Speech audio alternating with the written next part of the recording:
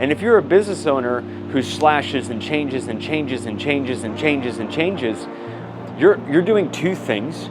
You're eroding the ability of the artist to actually be passionate about what he wants to do with you, and you are preventing your own marketing efforts from getting out there into the marketplace. So you're never going to actually advertise. You're never going to be able to promote.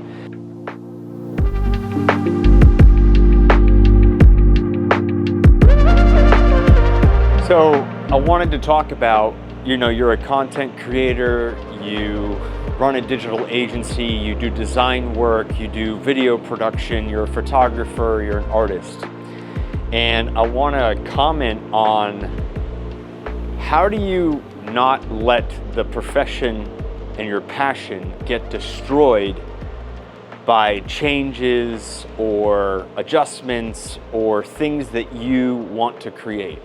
Now, in my career, I've shot hundreds of thousands of photos, thousands and thousands of hours of content, built God knows how many websites and designed them, only to have it really completely reworked from my total original vision. Designs and things that I would never want to do or think that is correct. And this is a tricky situation, and I'm going to just be upfront and talk about it. As an artist, it's extremely painful to go through it because you spend a lot of time creating what looks good and creating content and imagery and all of these things that represent your craft. Like, this is why they hired you, because you were the guy who has the vision or has the look that nobody else really has. And sometimes the client or the individual wants to make adjustments, they want to make changes, and they may not know best. And so there's a blend of this. Sometimes you just have to do what they want and just say, sure, absolutely, we'll go ahead and make those adjustments. But sometimes you have to speak up. And I think as clients and business owners, if you hire a creative, you owe some level of responsibility to those individuals to not degrade their work. If it's really, really poor, there's a difference there. But most of these guys are very good at what they do. And if you're a business owner who slashes and changes and changes and changes and changes and changes, you're doing two things. You're eroding the ability of the artist to actually be passionate about what he wants to do with you, and you are preventing your own marketing efforts from getting out there into the marketplace. So you're never going to actually advertise. You're never going to be able to promote. It's better if the two of you work together to just get it done as fast as possible and as quality driven as possible without sacrificing too much art or work, and change to be able to get the product out and refine after. As an artist, you should be able to speak up a little bit, just say, this doesn't look good. This is not attractive. I don't think that this is a good way to do this. That you're hired because you have a unique perspective and a unique eye that they don't have. And you got to remember that. And I think sometimes in the agency world, you lose sight of it because you're trying to just please the client. And sometimes you got to just say, no, I'm not going to do that. I want to do it this way because this looks good. This is how I've done it before. And the tendency is a lot of business owners from an artistic side, you have to look at it, they see something they like and they want to duplicate it exactly. Now, there's a time and a place for that to be duplicated, but it's not something that you should do all the time. It's something where you have to find a blend of, say, look, I like this, but I also think we should do this. And share your creative vision with the guy that you're working with. If you're a business owner and you're eradicating a design that an artist is doing, you're hurting that artist tremendously. You are damaging them. You're making them not want to work with you. You're making them just dread wanting to have a conversation with you. And they may not be able to put their best foot forward because you're degrading their art. And if you degrade art, no one's going to want to work with you. So you have to find a good balance of, okay, let's make some adjustments here. Try to do your best, even if you're not an artist, as a business owner, to articulate what you like and what you don't like. But for all the things that are out there, don't hurt your artist. Don't hurt your designer, because they're not going to want to perform for you. And then you're going to go have to find someone else. And I've seen it time and time again where art that's been created, designs that have been created, have been completely slashed down. And I find that as basically a huge invalidation on the part of the business owner to the artist. You guys shouldn't be doing that. You don't know art, you don't know how to design, you don't know how to create. So who are you to say that you know best? You don't. Now, an artist's job has as much responsibility in this as well. They have to take the time to understand the business, understand the owner, understand what they're trying to create, understand where they're trying to go, why they're trying to do that. And you have to facilitate the end product of their desire through your own mechanical skills and training that you have.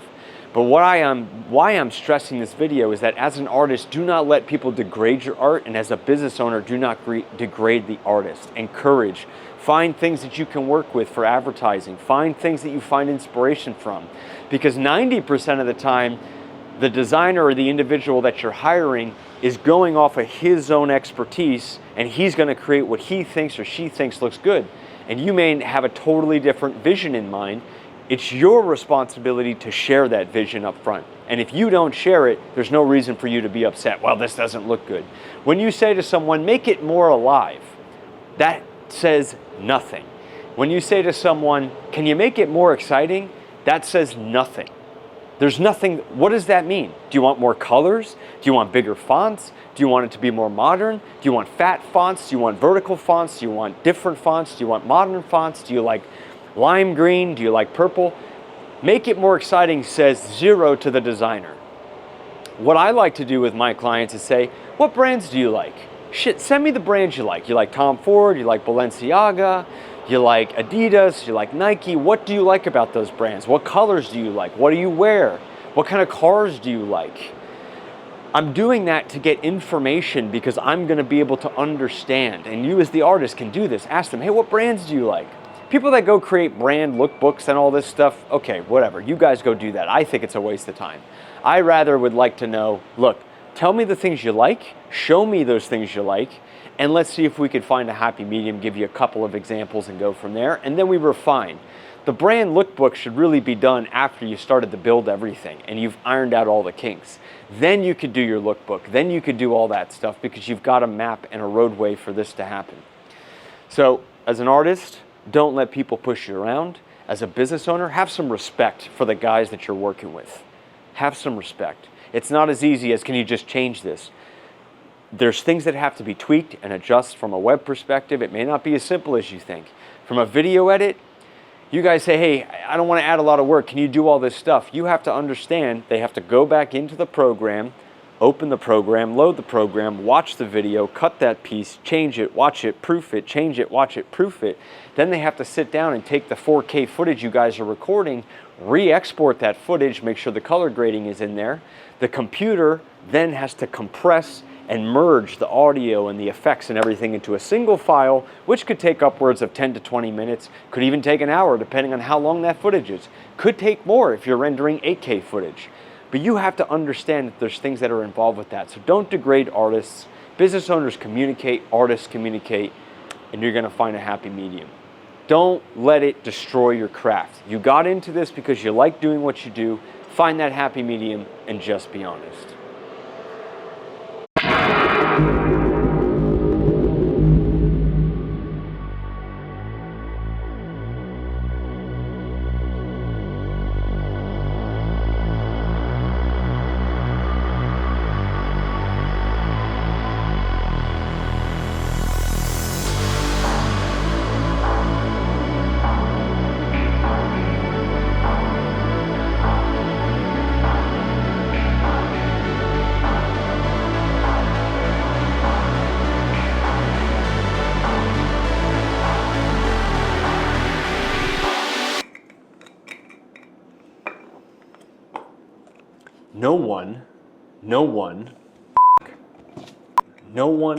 No one will do you like me.